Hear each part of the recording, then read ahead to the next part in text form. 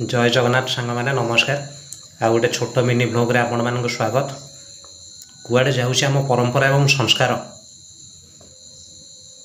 आपण मैंने समस्त मंदिर जाऊे भगवान को किसी ना कि मागुवे ता भर कि आपन को मिले कि मिलेनि किंतु घरे थिबा हमर माँ बापा जो मैंने आमको पाली पोषिके मनीष कले पाखे अड़ी अझट कले आम पाखे जहाँ मागू ताहा मिल जाए जहाँकि मंदिर रे भगवान को मागिले मिले ना किंतु माँ बाबा पाखे अड़ी कले से सब मिल जाए।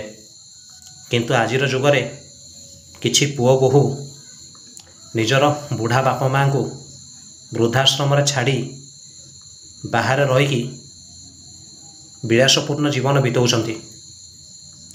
सी पुओ बोहूंकर कौन बापा माँ प्रति किछि कर्तव्य नहीं? आउ जो माँ बापा वृद्धाश्रम जावाक राजी होना सी वृद्ध बयस निज हाथ में रांधिकी खाऊंट ताहले पुओ को मनीष करी तांकर कौन लाभ है? पुओ को मनीष करते सुखरे चलवाई पुओ सुखरे चलो बापा माँ को सुखरे रखिब निजे न खाई न पी उपास रही पुओ को मनीष कले माँ बापा। किंतु पुओ बाहाला परे बोहू आनिला बोहू आनिबा परे बापा माँ को वृद्धाश्रम छाड़िला नाई तो निज हाथ में रोषे कर खाइबापी गाँव में छाड़देला। यह कौन आमर परंपरा? यह कौन आमर संस्कार?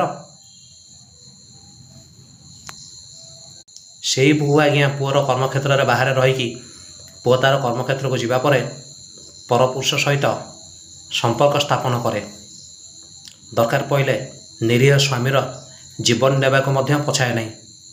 सोशल मीडिया रे यार उदाहरण आपण माने बहुत देखिथिबे। मु अधिक बा कौन कहिबे आपण मानकु।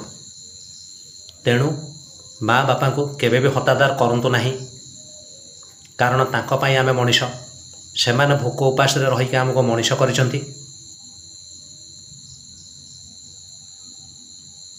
तेणु तांकर वृद्धावस्था रे दायित्व आमे नेबानी ताउ किए नेब? से माने न खाई न पी के आम पई सबू कले आमे कौन तांको वृद्ध बयस रे तांको पई सहारा होई परिबा नहीं? आम संस्कार आम परंपरा को आमे कौन बजाय रखी परिबा नहीं?